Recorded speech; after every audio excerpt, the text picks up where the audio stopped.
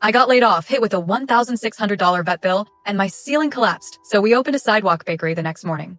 The HR office plant looked like it gave up last week. Brown-tipped leaves, a sticky note that said, water, in looping blue ink. Marissa folded her hands and said the line people practice in mirrors. We're restructuring. My mouth went dry. So I'm eliminated, she finished. You'll get 2 weeks severance. I nodded like my head belonged to someone else, signed forms my eyes didn't read, and rode the elevator with a box of desk junk that felt heavier than it should. Outside, my phone buzzed. Urgent. The landlord. Hi, Jonah, the email began. He'd spelled my name wrong every month. Due to condo conversion, all tenants must vacate in 30 days. I laughed out loud because it was either that or cry. A delivery truck backfired. My heart did too. On the bus home, my vet's number flashed. Milo's okay, she said. He swallowed ribbon, but we got it out. My shoulders dropped. Thank God. She hesitated. There's worse news. I braced. The estimate is $1,600. By the time I reached my block, a city worker was jackhammering the sidewalk. The building door stuck like always. On the second floor, a fan hummed, pushing around the smell of bleach.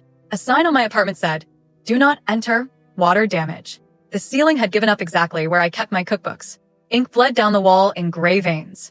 I stood in the hall and laughed again, this time with no sound. Come, Rosa said. She lived across from me and wore pink slippers 12 months a year. She pressed a plate of arepas into my hands and tucked me into her kitchen like I was a drop stitch.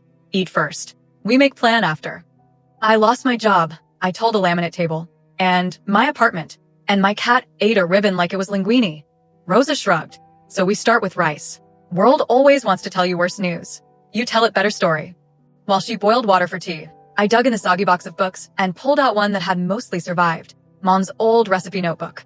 A paper fell out, sealed and addressed in her tight handwriting. Open when everything falls apart. Inside was a $500 check, yellow at the edges, and a note.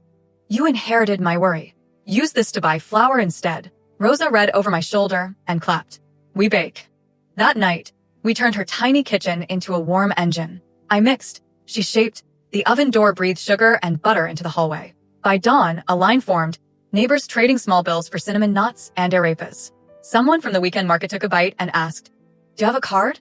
By sunset, I did. Rosa's nephew printed them while we sold out twice.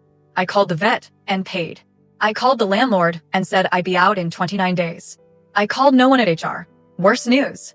Rosa asked, wiping flour from my cheek. Still out there, I said, handing a knot to a kid with gap teeth.